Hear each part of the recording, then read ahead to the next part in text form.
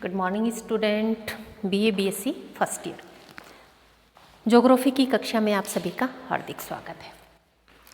हमने कल बात की थी, किसकी बात की थी? ज्वार भाटा, जिसको हम बोलते हैं, क्या बोलते हैं? टाइड्स। हमने कल इसके दो प्रकारों की बात की थी। ज्वार भाटा का हम पढ़ रहे थे। हमने इसके दो प्रकारों की बात की थी। फर्स्ट प्रकार कौन सा था? एक हमने दीर्घ ज्वार की बात की थी और दूसरा हमने बात की थी लघु ज्वार की। कि दीर्घ ज्वार कब आता है? जब अमावस्या और पूर्णिमा के समय इस प्रकार की स्थिति बनती है, जिसको हम बोलते हैं सीजीगी। उसमें क्या होता है कि सूर्य, चंद्रमा और पृथ्वी तीनों एक सीध में होते हैं। सूर्य और चंद्रमा की जो आकर्षण शक्ति होती है, उन दोनों की आकर्षण शक्ति के कारण क्या आता है, जो ज्वार होता है वो 20% सामान्य ज्वार से अधिक आता है। इसलिए हमने नाम क्या दिया उसको? दीर्घ ज्वार। इस समय जो भाटा आता है वो भी न्यूनतम होता है। दूसरा हमारा था लघु ज्वार। उसमें हमने बात की थी कि आप सभी जानते हैं, जो हमारा चंद्रमा की जो कलाएं होती हैं, जो हमारा हिंदी कैलेंडर होता है वो चंद्रमा की कलाओं पर आधारित होता है। तो उसमें तिथि होती हैं। तो पूर्णमासी और अमावस्या जो होती है उसके मध्य सप्तमी और अष्टमी आती हैं। जब चंद्रमा की स्थिति, कह सकते हैं कि जब सप्तमी या अष्टमी होती है, तब लघु ज्वार वाली स्थितियाँ बनती हैं। क्यों बनते हैं? क्योंकि सप्तमी और अष्टमी को सूर्य, चंद्रमा और पृथ्वी समकोणिक स्थिति में होते हैं, जिसके कारण चंद्रमा का अपना आकर्षण बल लगता है, सूर्य का अपना लगता है, जिसके कारण जो ज्वार आता है उसमें कमी आ जाती है। कह सकते हैं कि सामान्य से कम ज्वार आता है, जिसको हम किस नाम से जानते हैं? लघु ज्वार के नाम से जिसे हम जानते हैं। क्योंकि सूर्य, पृथ्वी और जो चंद्रमा है, तीनों किस स्थिति में पाए जाते हैं? समकोणिक स्थिति में पाए जाते हैं, जिसके कारण चंद्रमा अपनी ओर आकर्षित करता है जल को, सूर्य है वो अपनी ओर आकर्षित करता है, और दोनों के आकर्षण के कारण जो ज्वार है वो सामान्य से कम ज्वार आता है, जिसके कारण उसको लघु ज्वार कहा जाता है। थर्ड जो पॉइंट है, अयनवर्ती तथा भूमध्य रेखीय ज्वार। तीसरा जो हमारा है वो अयनवर्ती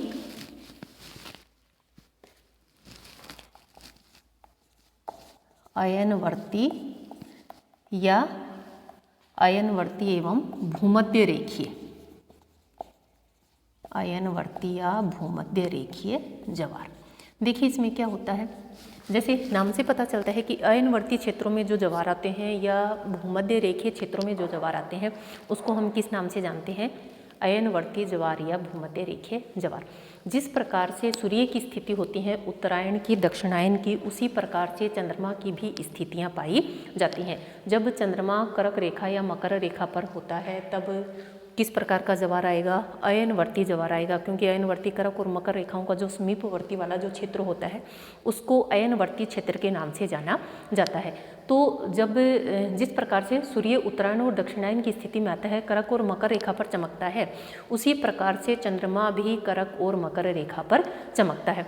जब चंद्रमा कर्क रेखा पर चमकेगा या मकर रेखा के ज़्यादा पास में रहता है, तो इस प्रकार की जब स्थितियाँ बनती हैं तो जो ज्वार उत्पन्न होता है अयनवर्तीय ज्वार, उसे हम कह सकते हैं।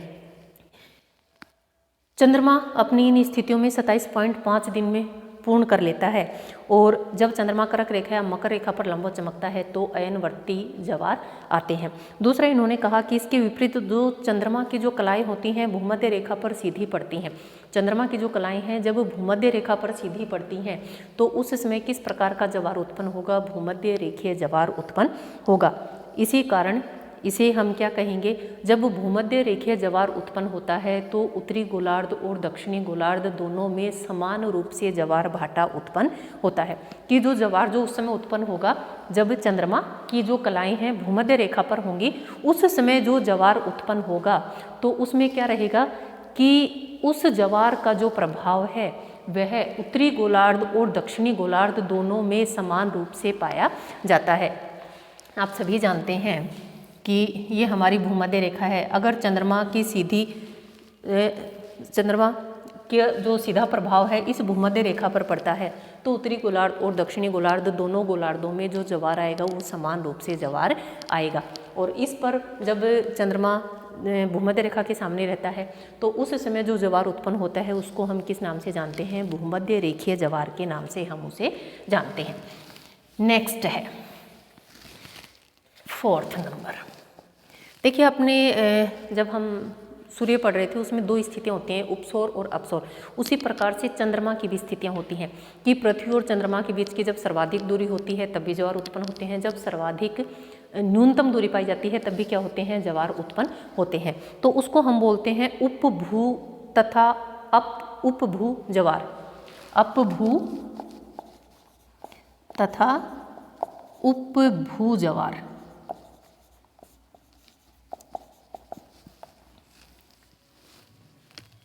अपभू तथा उपभू ज्वार। इसमें क्या होता है, जब चंद्रमा और पृथ्वी के बीच की दूरी जो न्यूनतम होती है तो पृथ्वी पर क्या आता है, तीव्र ज्वार आता है।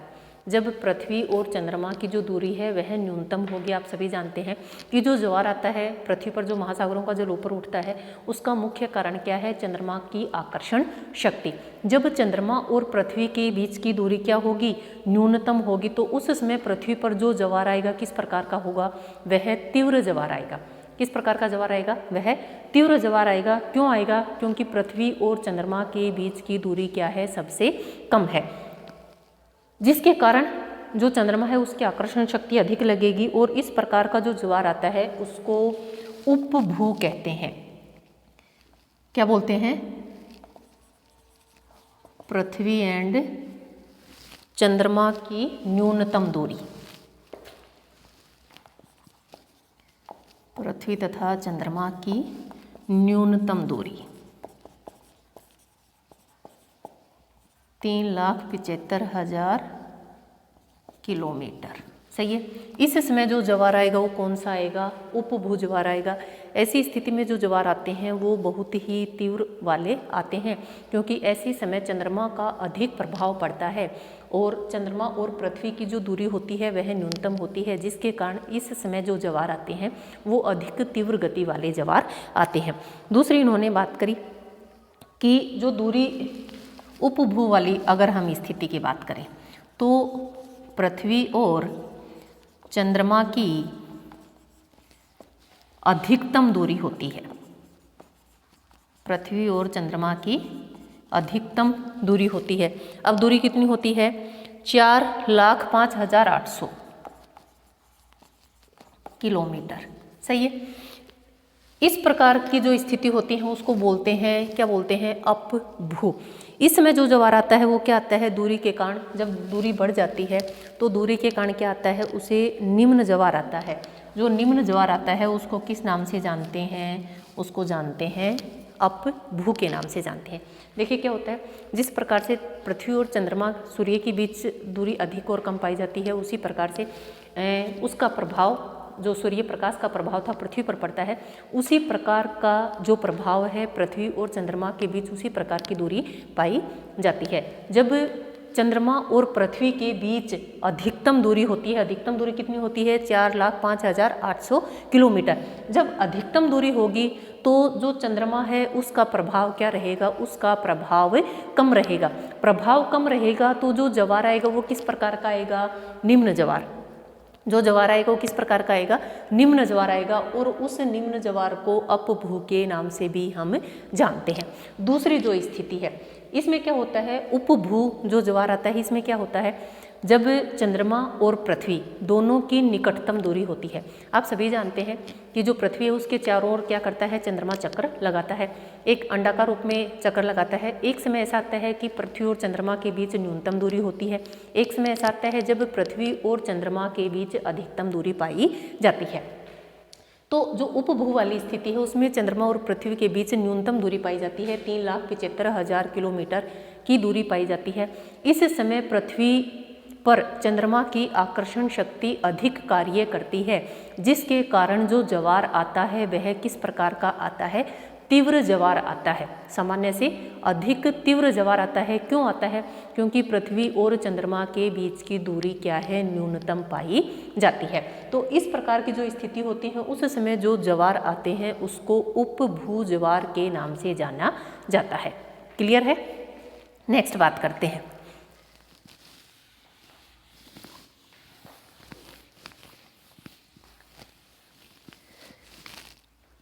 नेक्स्ट है दैनिक ज्वार।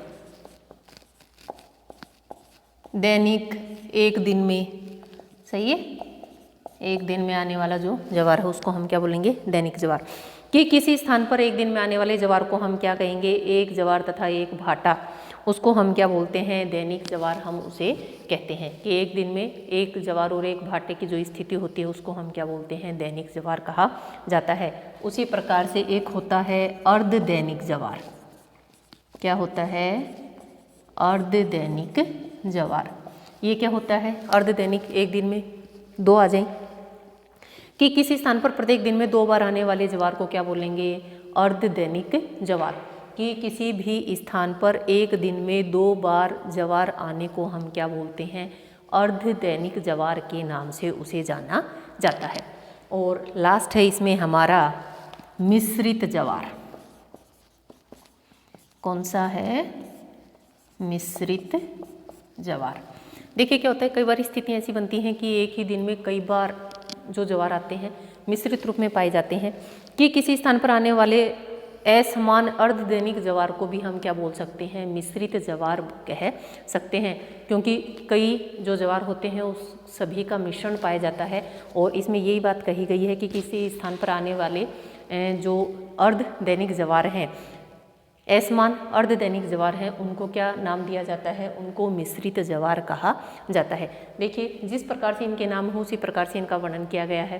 कि उपभू है, अपभू है, भूमध्य रेखीय है, अयनवर्ती है, भूमध्य रेखा भूमध्य रेखा पर आएगा, अयनवर्ती क्षेत्रों में आएगा। तो ये थे हमारे ज्वार भाटा कि किस किस प्रकार के ज्वार भाटा पाए जाते हैं। तो ये हमने इनकी बात करी थी, किनकी बात करी थी, ज्वार भाटा की। कल हमने एक बात और की थी कि क्या बताया था कि जो ज्वार आते हैं उनमें अंतर पाया जाता है। आज जो ज्वार है और कल जो ज्वार आएगा उसमें कितने घंटे का, 24 घंटे 56 मिनट का क्या पाया जाता है, अंतर पाया जाता है। कल इस चीज़ को मैंने आपको डिटेल से बताया था। फिर भी अगर कोई प्रॉब्लम हो आप वापस पूछ लेना मेरे से, कमेंट करके पूछ सकते हैं आप। तो उसमें क्या था, आपको मैंने रीज़न बताया था। क्या रीज़न था, जिसके कारण जो ज्वार है उसमें क्या पाया जाता है, अंतर पाया जाता है। आप सभी जानते हैं कि कल हमने इसी पे बात की थी। ये बनाई हमने, क्या बनाई, पृथ्वी, सही है। और ये बना दिया हमने, क्या बना दिया, चंद्रमा। मान लीजिए आज चंद्रमा इस स्थिति पे है, दोपहर के क्या बजे हैं, 12 बजे हैं, सही है। दोपहर के 12 बजे हैं, एम फॉर मून। पृथ्वी 24 घंटे में चक्कर लगाकर वापस यहीं पहुंच जाएगी, सही है। लेकिन उस 24 घंटे में चंद्रमा क्या करता है, चंद्रमा भी पृथ्वी के चारों ओर चक्कर लगाता है। ये जब दोनों एक सीध में आएंगे, कह सकते हैं एक सीध में आएंगे, बिल्कुल आज वाली जो स्थिति है कल किस समय बनेगी, दोनों एक सीध में आएंगे तभी क्या होगा, ज्वार आएगा, ठीक है। आज जो चंद्रमा की स्थिति है सूर्य के पृथ्वी के साथ, पृथ्वी 24 घंटे में चक्कर लगाकर वापस यहीं पहुंच जाएगी। लेकिन उस 24 घंटे में चंद्रमा कहाँ पहुंच जाएगा, चंद्रमा भी क्या करता है, पृथ्वी के चारों ओर चक्कर लगाता है। तो चंद्रमा यहाँ से कहाँ पहुंच जाएगा, यहाँ पहुंच जाएगा। अब इतनी दूरी और तय की जाए तब कल वाली स्थिति बने, सही है ना। इतनी दूरी और तय की जाए तब पहले वाली स्थिति बने और तब क्या आए, ज्वार आए। यही कारण है कि एक दिन में जो ज्वार आते हैं उनमें 24 घंटे 56 मिनट का अंतर पाया जाता है। क्योंकि इस दूरी को पार करने में पृथ्वी को कितने मिनट लगेंगे, 56 मिनट लगेंगे। तो यही कारण है कि एक दिन में जो ज्वार आता है और अगले दिन जो ज्वार आता है उसमें 24 घंटे 56 मिनट का अंतर पाया जाता है। और एक दिन में अगर 2 ज्वार आते हैं तो 24 घंटे 56 मिनट को 2 से भाग दे दीजिए, कितना आ जाएगा, 12 घंटे 26 मिनट का अंतर पाया जाएगा। 56 ये 26 दूनी 52 मिनट का अंतर पाया जाता है। तो कहने का अभिप्राय ये है कि 24 घंटे 52 मिनट का अंतर पाया जाता है। इस दूरी को तय करने में 52 मिनट अतिरिक्त लगते हैं। तो एक दिन में अगर 2 बार ज्वार आएंगे तो 2 से भाग कर दीजिए, 24 12 और 56 के आधे 26, 26 दूनी 52। तो ऐसे में जो ज्वार आएंगे, एक दिन में जो ज्वार आएगा तो उसमें अंतर कितना पाया जाएगा, 12 घंटे कितना 26 मिनट का अंतर पाया जाता है। तो ये था मुख्य कारण। इसमें मेन चीज़ यही है समझने वाली कि एक दिन जो ज्वार आता है और अगले दिन जो ज्वार आता है दोनों में कितना अंतर पाया जाता है और उस अंतर का मुख्य कारण क्या होता है, उस अंतर का मुख्य कारण क्या होता है जिसके कारण उन दोनों में क्या पाया जाता है, अंतर पाया जाता है। अब हम बात करेंगे इसके सिद्धांत की, जवार भाटा के सिद्धांत।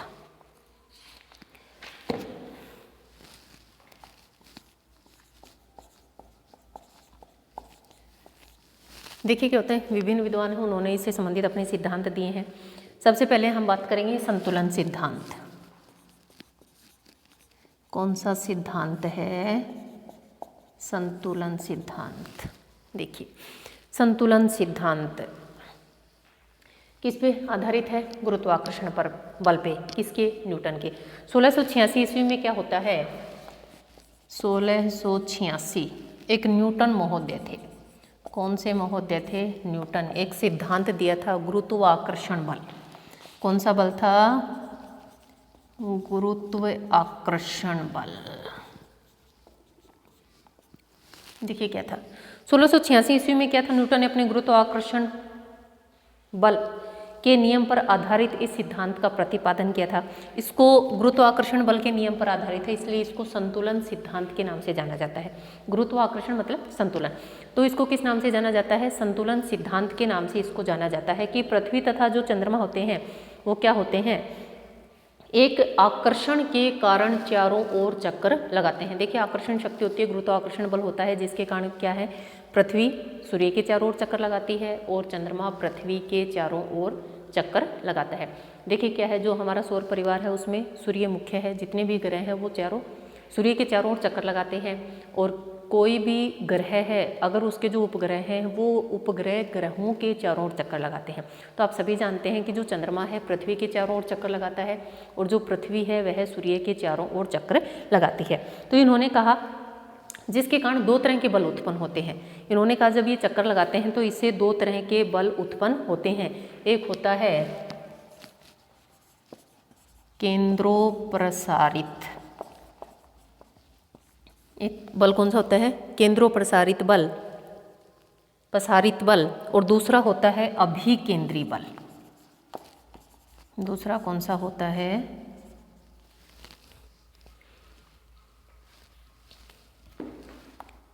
दूसरा होता है अभिकेंद्री बल।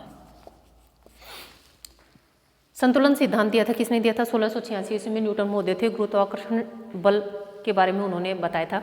गुरुत्वाकर्षण बल को संतुलन के नाम से भी जाना जाता है, इसलिए इस सिद्धांत को संतुलन सिद्धांत कहा जाता है। उन्होंने कहा कि जो पृथ्वी है चंद्रमा के चारों ओर चक्कर लगाती है आकर्षण बल के कारण, गुरुत्वाकर्षण बल के कारण, और जो चंद्रमा है वह पृथ्वी के चारों ओर चक्कर लगाता है। कारण क्या बताया था? यही गुरुत्वाकर्षण बल या आकर्षण बल। तो इसमें दो तरह के बल कार्य करते हैं। जो चारों ओर चक्कर लगाता है चंद्रमा पृथ्वी के, उसमें दो तरह के बल कार्य करते हैं। एक होते हैं केंद्रोप्रसारित बल और दूसरे होते हैं अभिकेंद्री बल। तो इन्होंने कहा कि पृथ्वी पर एक समय में दो स्थानों पर ज्वार आता है। पृथ्वी पर एक समय में दो स्थानों पर क्या आता है? ज्वार आता है। और दूसरा इन्होंने बताया कि एक ज्वार आकर्षण बल के बहिर्मुखी बल से अधिक होने के कारण आता है और जो दूसरा ज्वार है वो बहिर्मुखी बल के आकर्षण बल से अधिक होने के कारण पाया जाता है। इन्होंने कि जो पृथ्वी पर एक दिन में दो स्थानों पर ज्वार आता है। पृथ्वी पर एक दिन में कितने स्थानों पर ज्वार आता है? दो स्थानों पर ज्वार आता है। एक में कहते हैं इस बल से ये बल अधिक हो जाता है, दूसरे में इस बल से ये बल अधिक हो जाता है, जिसके कारण क्या होते हैं? एक दिन में दो बार ज्वार आते हैं।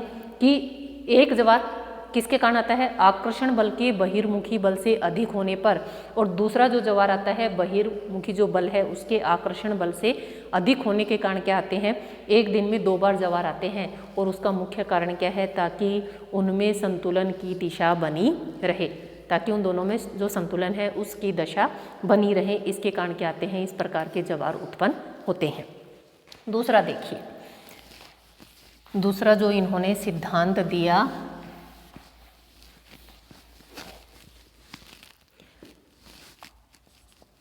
दूसरा जो सिद्धांत है उसको हम जानते हैं प्रगामी तरंग सिद्धांत के नाम से। प्रगामी तरंग सिद्धांत।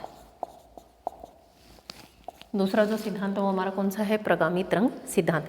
देखिए इसमें क्या होता है, एक थे विलियम हेवेल। कौन थे? विलियम हेवेल। विलियम हेवेल थे। 1833 में सिद्धांत दिया था, सिद्धांत का नाम था प्रगामी तरंग सिद्धांत। देखिए आगे अगर कोई भी आप कंपटीशन एग्जाम देते हो उसमें पूछ लिया जाता है कि प्रगामी तरंग सिद्धांत किससे संबंधित है, आप कहेंगे ज्वार भाटा से संबंधित है। किसने दिया था? विलियम व्हेल ने दिया था। कब दिया था? 1833 में दिया था। संतुलन सिद्धांत किससे संबंधित है? न्यूटन के गुरुत्वाकर्षण बल से संबंधित है। सबसे पहले ज्वार भाटा से संबंधित सिद्धांत किसने दिया था? न्यूटन ने दिया था। किस नाम से दिया था? संतुलन सिद्धांत के नाम से दिया था। कब दिया गया था? 1686 में दिया गया था। ठीक है, तो प्रगामी जो तरंग सिद्धांत है विलियम हेवेल ने 1833 में दिया। एक और थे एरी महोदय। एरी महोदय ने 1842 में इसी सिद्धांत को नेहर सिद्धांत कहा है। एरी महोदय थे। एरी महोदय जब हम फर्स्ट यूनिट पढ़ेंगे उसमें बहुत बार नाम आएगा। जो एरी महोदय थे, इन एरी महोदय ने क्या किया? 1842 ईस्वी में इसी सिद्धांत को नेहर सिद्धांत के नाम से भी जाना था। इसी सिद्धांत को किस नाम से जाना उन्होंने? कि यह जो सिद्धांत है उसको एक नया नाम दिया जिसका नाम क्या था? नेहर सिद्धांत। प्रगामी तरंग सिद्धांत होता है, विलियम हेवेल ने दिया था, 1833 में दिया था। और जो सिद्धांत दिया था नाम था प्रगामी तरंग सिद्धांत। एक एरी महोदय थे, 1842 ईस्वी में उन्होंने इसी सिद्धांत को नेहर सिद्धांत का नाम दिया था। सही है कि कौन से सिद्धांत को नेहर सिद्धांत के नाम से जानते हैं? आप क्या कहेंगे? प्रगामी तरंग सिद्धांत को नेहर सिद्धांत कहा था। किसने कहा था? एरी महोदय ने कहा था। क्लियर है? देखिए अब इन्होंने जो इस सिद्धांत में बात की उसकी बात करेंगे हम। ऐसा मानना था कि ज्वार एक लहर के रूप में होते हैं। सीधी बात होती है, जो ज्वार उत्पन्न होते हैं वो किसके रूप में होते हैं? एक लहर के रूप में उत्पन्न होते हैं, जिनका जो शिखर होता है वो ज्वार कहलाता है, द्रोणी होता है वह भाटा कहलाता है। उच्चतम भाग क्या कहलाता है? ज्वार कहलाता है। और जो गहरा भाग होता है, द्रोणी होता है, वो क्या कहलाता है? भाटा कहलाता है। सीधी सी बात है। जो ज्वार होता है किसके रूप में? एक तरंग के रूप में, एक लहर के रूप में उत्पन्न होता है। ऊपरी जो भाग होता है, जो सागर जल ऊपर उठता है, हम उसको क्या बोलते हैं? ज्वार बोलते हैं। जो द्रोणी होती है, गहरी भाग या जो पीछे हटने वाली स्थिति, उसको हम क्या बोलते हैं? भाटा। यही बात तो कही है कि जब जल ऊपर उठता है हम क्या बोलते हैं? उसको ज्वार बोलते हैं। लेकिन जब सागर का जल है, जब वह पीछे हटता है या द्रोणी के रूप में होता है, तब हम उसको किस नाम से जानते हैं? तब हम उसको भाटा कहते हैं। ज्वारीय तरंगें जो होती हैं चंद्रमा की आकर्षण शक्ति से क्या होती हैं? प्रभावित होती हैं। जो ज्वारीय तरंगें होती हैं, आप सभी जानते हैं कि जो ज्वार भाटा आता है चंद्रमा की आकर्षण शक्ति के कारण आता है। तो ज्वारीय तरंगों पर सर्वाधिक प्रभाव किसका पड़ता है? चंद्रमा की आकर्षण शक्ति का। तो चंद्रमा की आकर्षण शक्ति से प्रभावित होकर जो ज्वारीय तरंगें होती हैं पूर्व से पश्चिम की ओर गति करती हैं। देखिए जिस प्रकार से आप सभी जानते हैं पृथ्वी भी किधर से किधर घूमती है? पश्चिम से पूर्व चक्कर लगाती है। तो जो तरंगे हैं, ज्वारीय तरंगे, वो भी किधर से किधर घूमती हैं? पृथ्वी पश्चिम से पूर्व घूमती है, जबकि जो ज्वारीय तरंगे हैं वो पूर्व से पश्चिम की ओर गति करती हैं। और ये जो तरंग होती हैं स्थल खंडों की रुकावट के कारण क्या होती हैं? उत्तर की ओर चलने लगती हैं। जैसे ही कोई स्थलखंड आ जाता है तो रुकावट उत्पन्न हो जाती है, फिर उसको जिधर जगह मिलती है उत्तर की तरफ उसको स्पेस मिलता है तो उत्तर की ओर बहना प्रारंभ कर देती हैं। इन्हीं ज्वारीय तरंगों को प्रगामी तरंग के नाम से भी जाना जाता है। देखिए क्या होता है, जब ज्वारीय तरंगें होती हैं चंद्रमा की आकर्षण शक्ति के कारण पूर्व से पश्चिम दिशा की ओर प्रवाहित होती हैं, लेकिन आगे जैसे ही कोई स्थल भाग आ जाता है, स्थल भाग आने से क्या होता है? स्थल भाग आने से रुकावट उत्पन्न हो जाती है और वहाँ पर उत्तर की ओर प्रवाहित होने लगती हैं। तो जब ये उत्तर की ओर प्रवाहित होने लगती हैं तो इनको जो तरंगे हैं उनको किस नाम से जाना जाता है? प्रगामी तरंग के नाम से उसको जाना जाता है। इस सिद्धांत में एक चीज़ स्पष्ट की गई है कि उत्तर की ओर जो प्रगामी तरंग का उत्तरी जो भाग है आपदिश सागर की ओर तथा जो दक्षिणी भाग है ब्रिस्टल चैनल से होकर इंग्लिश चैनल तक पहुंच जाता है, और जहां दो प्रगामी जो तरंग हैं उनका मिलन होता है, इसलिए इंग्लिश चैनल में कुछ ही समय के अंतर पर 2 बार ज्वार आता है। देखिए एक ब्रिटेन के पास एक इंग्लिश चैनल है, उसमें एक दिन में 2 बार ज्वार आता है। तो उसका कारण इन्होंने स्पष्ट करने का प्रयास किया गया है कि ऐसा कौन सा कारण है कि वहाँ पर एक दिन में 2 बार ज्वार आते हैं। तो उन्होंने ये चीज़ कही गई है कि जैसे ही प्रगामी तरंग है या जो ज्वारीय प्रगामी तरंग आगे बढ़ती है, दिशा में अवरोध उत्पन्न हो जाता है, उत्तर की ओर आगे बढ़ जाती है। यही कारण है कि जो प्रगामी तरंग का जो उत्तरी भाग है आपदिश सागर की ओर तथा दक्षिणी भाग है जो ब्रिस्टल सागर की ओर चैनल से होकर कहाँ पहुँच जाता है, इंग्लिश चैनल तक पहुँचा देती है, जहाँ दो प्रगामी जो तरंग हैं, दो प्रगामी जो तरंगें होती हैं उनका मिलन होता है। इसी के कारण जो इंग्लिश चैनल है उस पर कुछ ही समय के अंतर पर 2 बार क्या आ जाता है, जवार आ जाता है। तो उन्होंने इस चीज़ को स्पष्ट करने का प्रयास किया है कि जो इंग्लिश चैनल है वहाँ पर कुछ ही समय के अंतराल पर 2 बार जवार आ जाता है। क्यों आ जाता है? क्योंकि जो प्रगामी तरंग है वो आपस में टकराकर वहाँ पर मिल जाती है, जिसके कारण जो इंग्लिश चैनल है वहाँ पर कुछ ही समय के अंतराल पर 2 बार जवार आ जाता है। ये थे हमारे ज्वार भाटा की उत्पत्ति से संबंधित सिद्धांत। नेक्स्ट हम बात करेंगे एक न्यू टॉपिक के साथ एक नई क्लास में। आज का आपका क्वेश्चन है कि प्रगामी तरंग सिद्धांत किसने दिया था और कब दिया था। सेकंड क्वेश्चन है न्यूटन महोदय ने कौन से सिद्धांत का प्रतिपादन किया था। न्यूटन महोदय ने ज्वार भाटा से संबंधित कौन सा सिद्धांत दिया था और उन्होंने कब दिया था। ठीक है, और इंग्लिश चैनल पर कुछ ही समय के अंतराल पर कितने ज्वार आते हैं, इन सभी का आप मुझे कमेंट करके आंसर दें। आज के लिए इतना ही, और इस टॉपिक पर कोई भी प्रॉब्लम हो तो आप मुझे कमेंट कर सकते हैं। धन्यवाद।